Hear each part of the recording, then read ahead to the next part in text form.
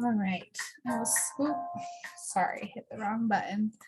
Okay, let me get the PowerPoint pulled up as well. We're so glad that you are here for our Charter Director meeting today. I will go ahead and share my screen so you can see everything that we have coming up. All right. So we will go ahead and start today with our opening business. We have, of course, our Executive Director, Jennifer Lambert here, who will lead us through that opening business, and then I will go over our in case you missed it section. So without further ado, we will turn it over to Jennifer.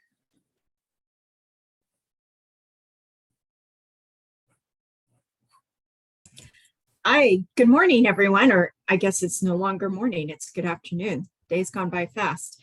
I apologize if my screen freezes. I just got a pop-up that I have an unstable internet connection. So I think my internet doesn't like bad weather. Whenever we get a storm, my internet doesn't seem to play very nice. But just to give you some updates, I believe on the next slide, Marie, do you have it on the next slide?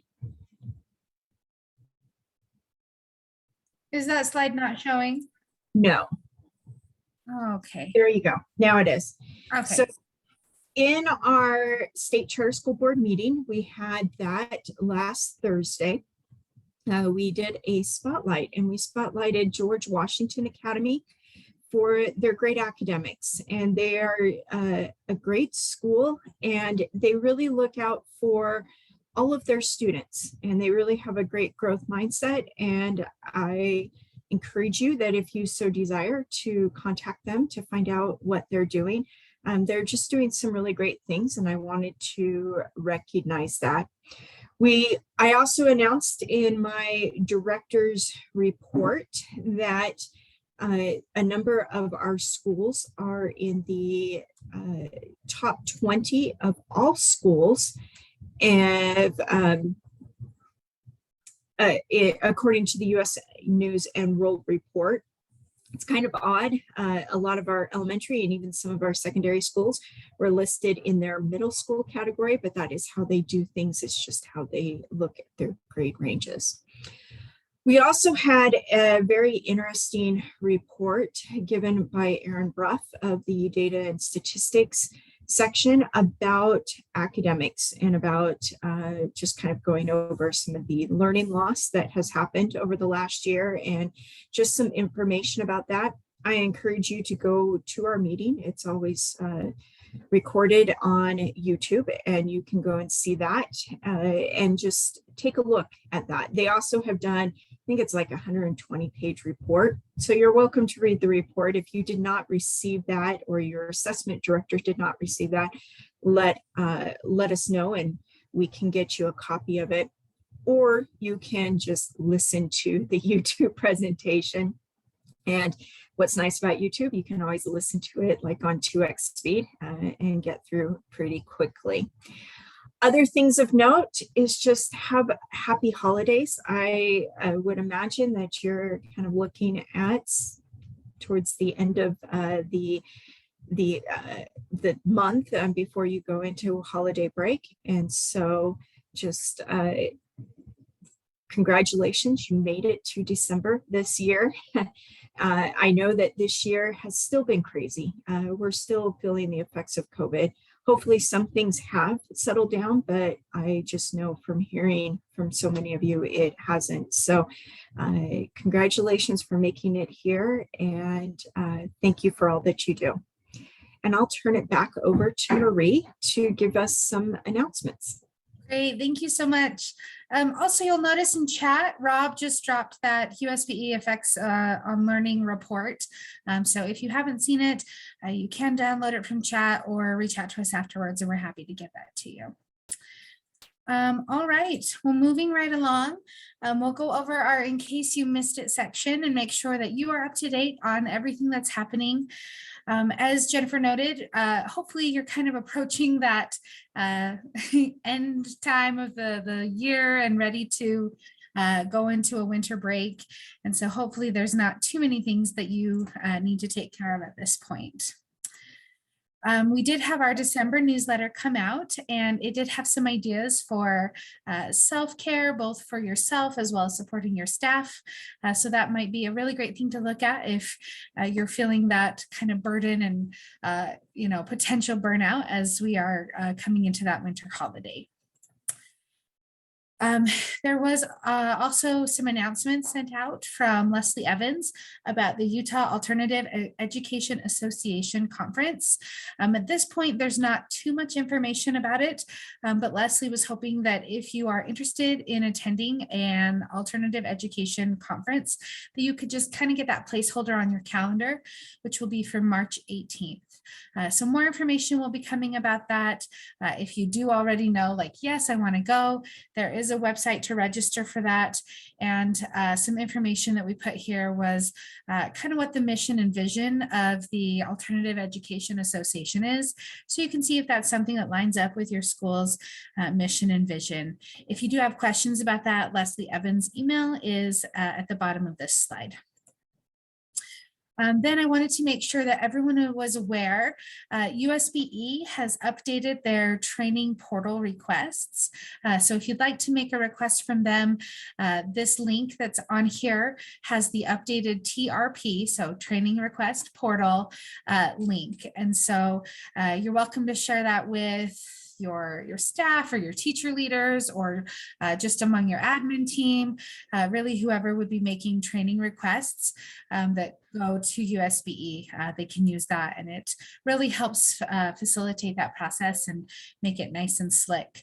Of course, to request a training from us, the State Charter School Board, just let your portfolio manager know, or you're always welcome to reach out to me and I can make that happen for you as well. So 2 great places to go if you need to make a training request. Our next slide.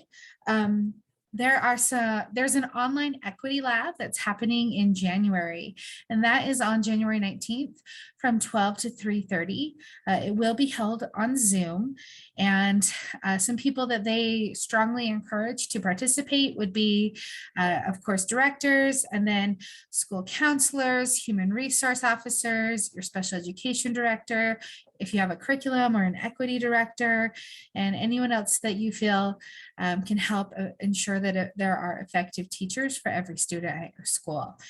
So if that's something that you're interested in participating with, there is the Sign Up Genius here. Only one person from your school needs to actually sign up, and then you can bring whoever you would like on your team. I do know we have a number of charters that are participating in that, so it should be a really great opportunity.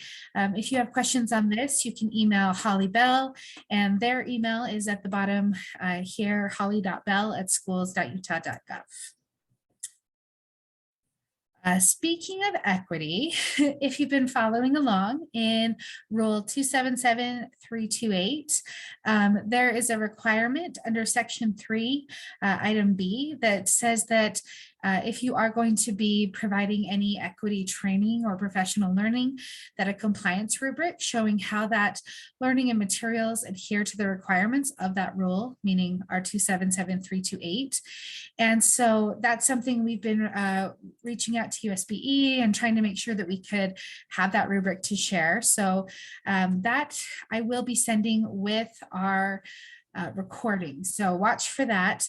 And then I have also worked with them to see if in January or February, we can have someone from that team come and present about using the rubric as well, but wanted to make you aware that that's available so that as you're starting to calendar and plan for upcoming professional learning, either to finish the year or even looking ahead to the coming school year, that resource is available to you so that you can plan the PDs that you need and make sure that your students are getting what they need.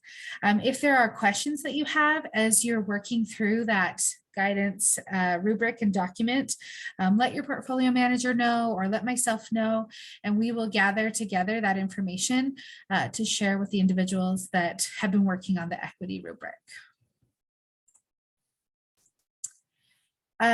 Next, grants. We always get lots of questions about grants. There was an email sent out from Rhett Larson that went over 3 different grants that are currently available. There's a Safe UT Super User Grant, there's a School Safety Pilot Program Grant, and a school social work evaluation program grant. So if those are things that you are interested in, they have some deadlines coming up. 2 of them are due on the 23rd, and the last one is due on the 17th. So make sure that you're aware of those if those are some grants you'd like to try for. Rhett also shared that if you go onto the USBE website and go to Safe Healthy Schools, there's a grant opportunity menu on the right-hand side, so you can always be aware of those grants that are coming.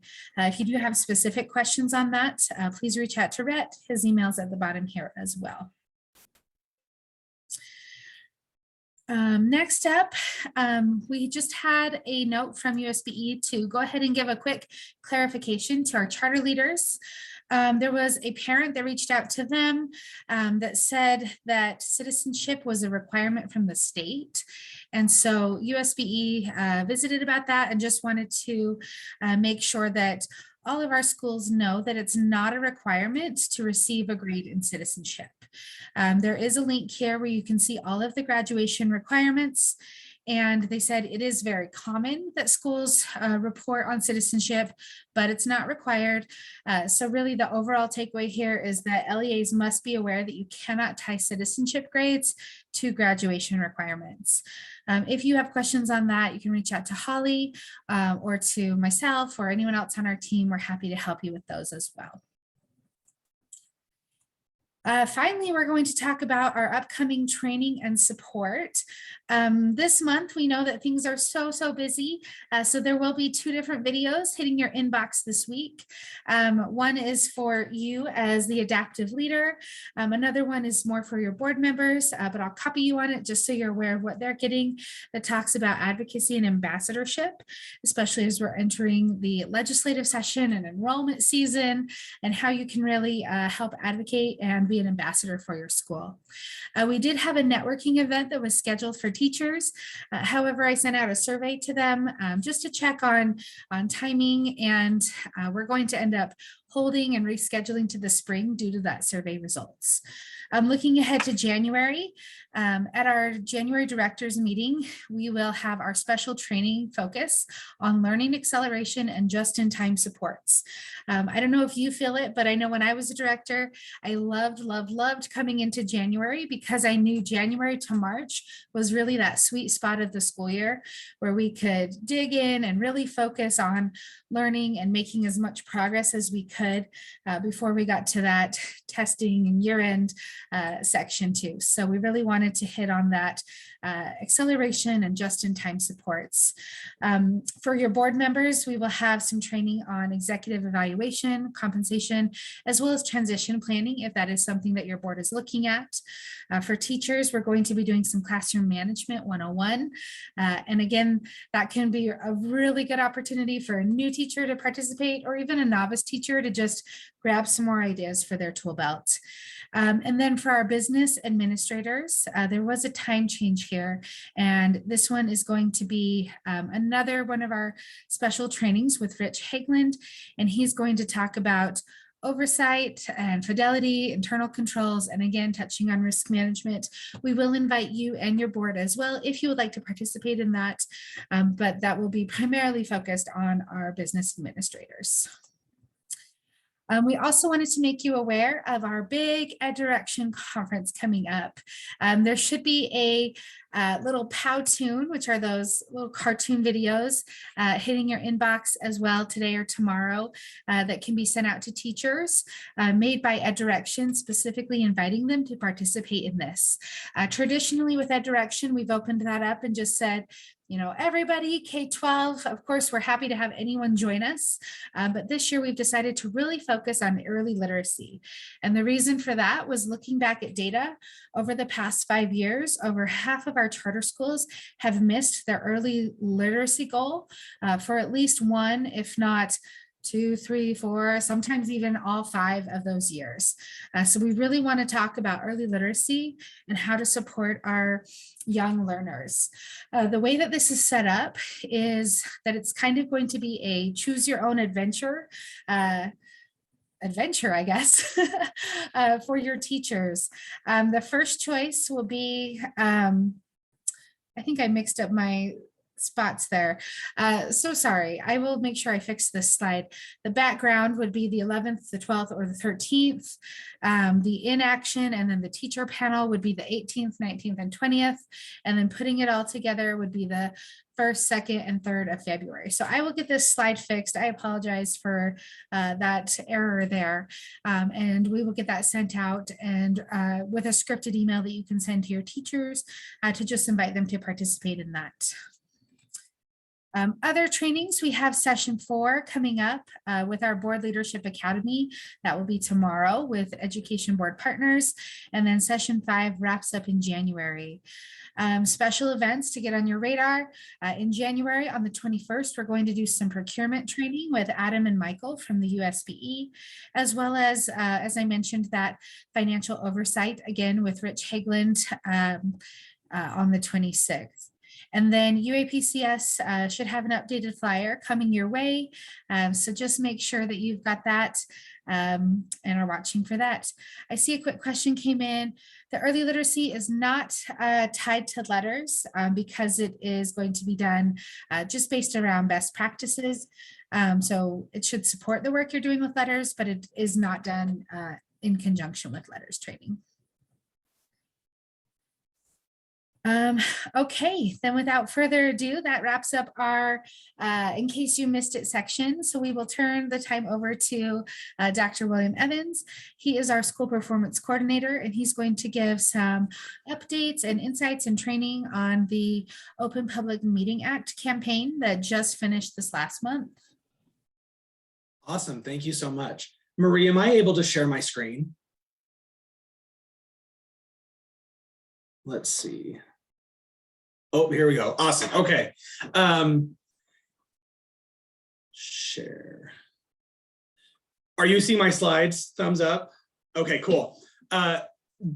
Ladies and gentlemen, so we finished the OPMA campaign just 2 weeks ago, 3 weeks ago. We've been reviewing everybody's websites ever since then. This was a big ordeal. This was really great. I'm really glad we got to do this. I think this is going to really help all of our schools out over the, just being more transparent with and really with how we're dealing with our parents. I want to just give you guys some information about kind of what happened, what we saw, and then where we're going to go from here. The time frame for this, and we've all kind of experienced this. Really, September was when we let everybody know OPMA was coming. We're going to do a review. When we did this review, so if you look here, the November 2021 deadline, that was November 19th. What we did is we took every single school's website and we assigned it out to one of the staff members of the SCSB. They went through and they reviewed the entire website to make sure that everything was there for OPMA. Wherever you guys put it, like that was their job to kind of find it. If they were unable to find it, they then sent it on to a second person to review who also conducted the review.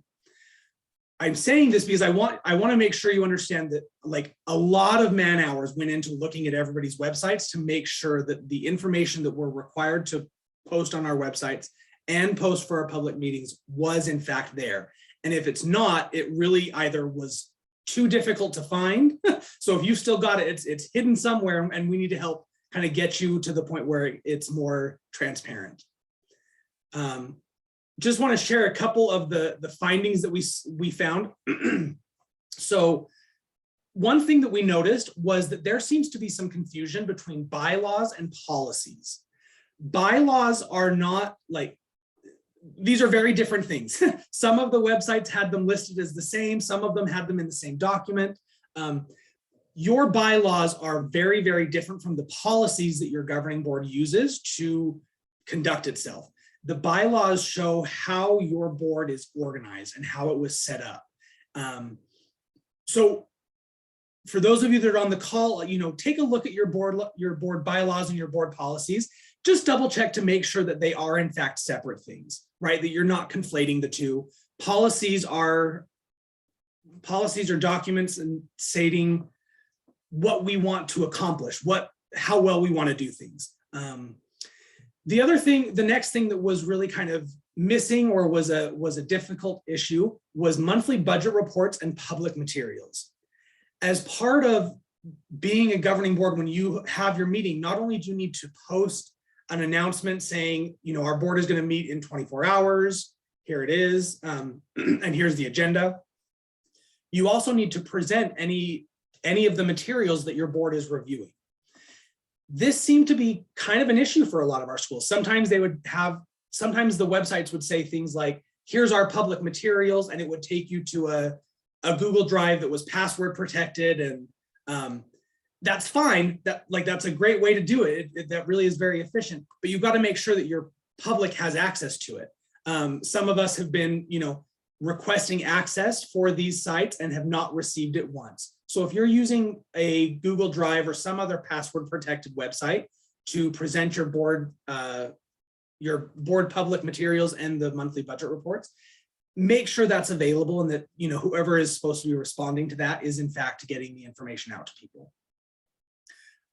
One thing we did see that was really, great, I think there were a couple of LEAs that you have your monthly budget reports inside your public material. So it's all like one document, easy to access. That's great. However you want to do it, just make sure that the public has access to it.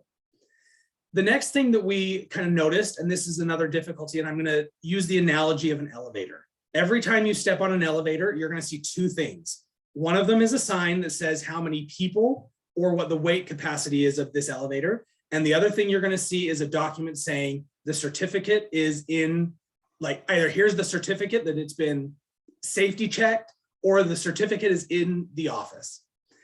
This is like your charters. On your website, you need to have both your application and your charter agreement. So the application is that big, typically 200-page document that you wrote up saying, here is everything we're going to be. That's the 10 people are allowed on this elevator mentality, right? You need to have this document that says, here's what we're going to be. We're going to be a Montessori school, or we're going to be a 100% tech school, whatever it is. That tells the public what it is that you are going to accomplish. The charter is that I think it's like 10, maybe 14 pages. It is just a contract between us and you. And that says you have the legal authority to run a school. Both of those documents need to be on your website. And if you've done any amendments, those also need to be present. There seemed to be some confusion with this, where some of the schools would put things like, here's our application, and it would be a link to the web or to the charter agreement, and vice versa. So just go through, make sure that you're clear on that, that all the documents that you have are appropriate. Couple of wins. We had some really great stuff going on, and I want to compliment you and thank you all so much for the hard work that you put in getting your websites compliant with OPMA and as transparent as we possibly can be for the public. There were 42 LEAs that didn't have any issue. And that's a huge, when we did the initial audit back in December, nobody passed, right? There were issues all over the place. We had a lot of problems with how we were doing OPMA. And so the fact that 42 LEAs are completely perfect is great. We're so excited about that. I did want to share just a couple that I thought personally were really interesting. A lot of LEAs had some really great stuff going on. These are just the ones that I happen to review personally. And so let me move my website over here. Okay, so the first one is Mana Academy. If you get a chance, go take a look at Mana Academy's website. It just seemed really easy to navigate. The menus were very simple. It was really great. And I know that's not something that you were required to do, but it was just kind of something, as we were digging into all of these websites, it kind of became apparent that some of our websites are not designed great. There's some really weird pages, and I get that, like, maybe it makes sense to your community. But Mana was just a really good example of an LEA that had a website that I was like, oh, this is easy to navigate. I'm finding my way around without any difficulty. Another one that I wanted to share was Early Light Academy. So this is their board directors page. And again, there's a lot of flexibility in how you accomplish this, but I just really like theirs. They have their pictures and their, of all of their board members. When you click on it, it opens up their bio and then a personal email that goes directly to that board member, right? You can't have just a general board email that nobody can check. Everybody has to have their own email address on there. The other thing with this that was really nice is it just, the fact that it kind of all opened up on one page, it just made it very convenient for me, kind of putting myself in the perspective of a parent, of not getting pop-ups or things like that. So that's another website that I really liked. And then another one was George Washington Academy. They had their enrollment page was spot on. I really appreciated it. For example, on their homepage, they actually say, let me go back. You'll find here they've got their big banner just saying, we've got a few spots in this grade available, you know, feel free to sign up. And then when you go to their enrollment, it actually says, okay, here's what our timeline is. Here's how long it takes. When we started the school year, here's how many extra spots we still have available. Now, there is some flexibility in how each LEA kind of approached this. And that's, I'd love to see more and different opportunity or different ways that this was done. This was just one that stood out to me because I really liked that they were so transparent with letting their community know, you know, we don't have any spots in our third grade or in our first grade, but we do in our third grade. We have 10 right now. Take that as for what it's worth. I really liked that as I was going through. So I hope that those will be kind of examples for you, and anything that you're thinking about changing your website, feel free to reach out to us. We have every one of the portfolio managers, almost everybody on staff went through the websites. And so they might have their own examples of schools that they were like, oh, here was a good example of X or Y, right? The last thing that I want to share, oh, sorry, I moved that and I want to go back to here. Okay. So what's going to happen next? Next, we're going to send out notice of concerns to every LEA and for every issue that we found. Now, so what's going to happen is you'll get a letter that just says, here's what wasn't available on your website. Please correct it and let us know. Notice of concerns, I want to stress that this isn't we've changed that process. This is just us letting you know we found something that doesn't kind of sit right. Fix it. It's not a big deal. You have a couple of different options in how you resolve it. You can either send us the correct link. So if in fact the information is on your website, just respond to that letter and say, hey, here's the link to the information. You can go back and update your website. You can ask us to review it again with you. You can ask us to give you feedback, you know, on what would work better.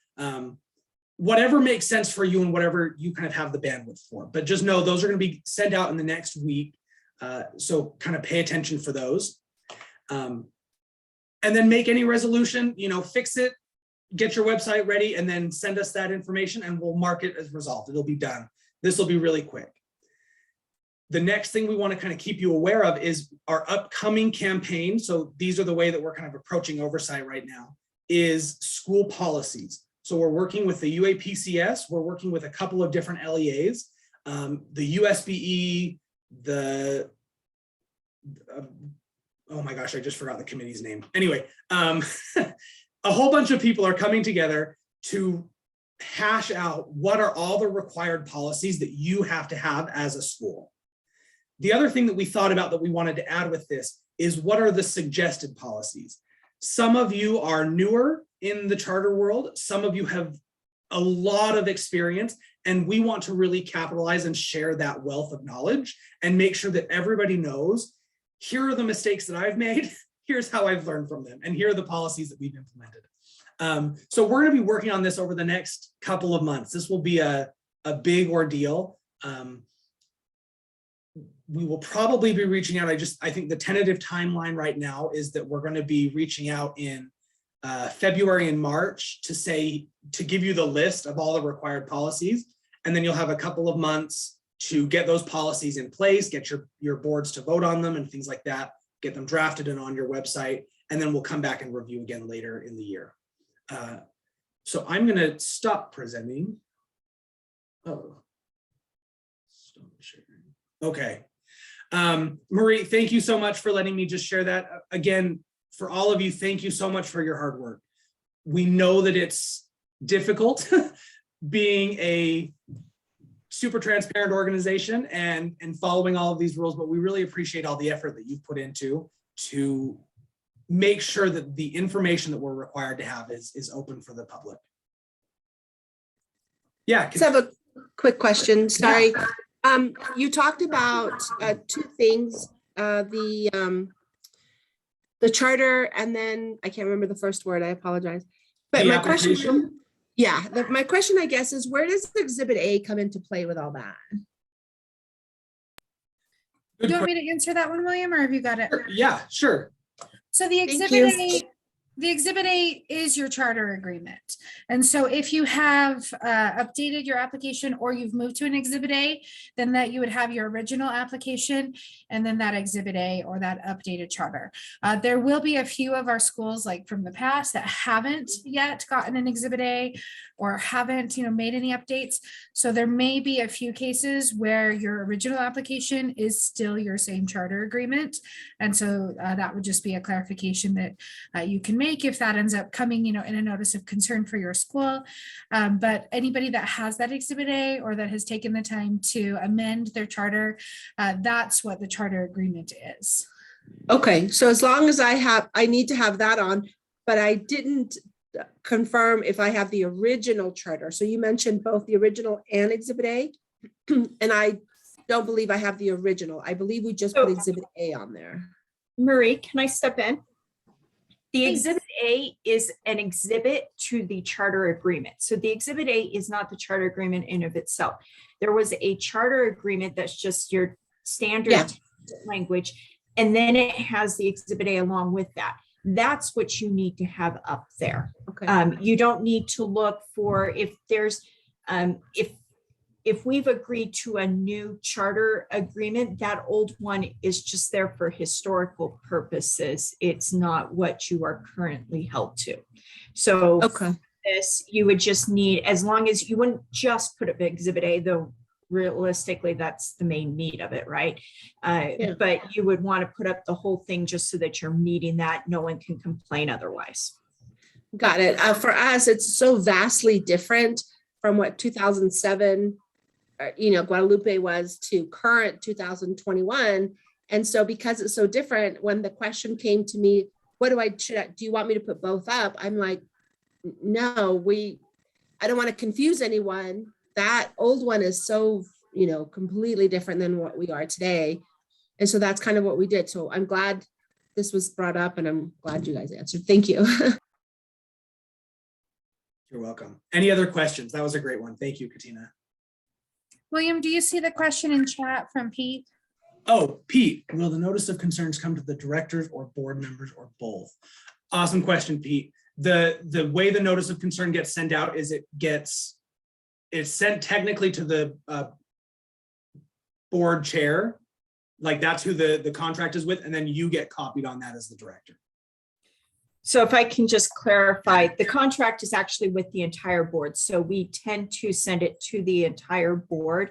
It's often addressed to the chair and, care of the chair, but we try to send everything to the entire board, but we also copy the executive director.